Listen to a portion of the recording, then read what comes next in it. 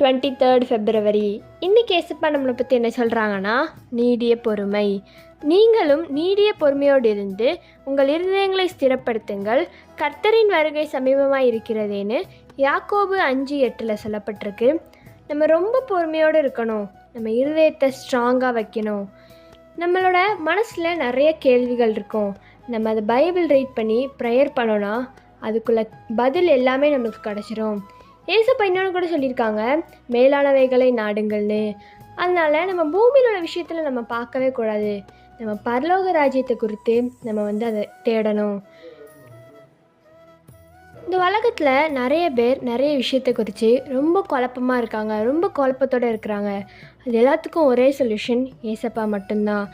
நீங்கள் உங்களோட இருதயத்தை வசனத்தால் ஸ்ட்ராங்காக வைங்க. அப்போனா உங்கள்கிட்ட இருக்க குழப்பம் எல்லாமே மாறி நீங்கள் ஒரு தெளிவான ஒரு ஐடியா உங்களுக்கு கிடச்சிரும். ஏசப்பாவோட வருகை ரொம்ப சமீபமாக இருக்குது.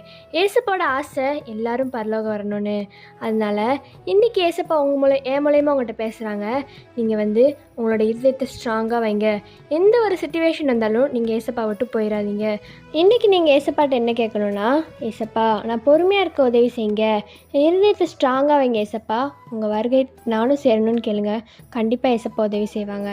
By truth of Melshi, have a shiny day.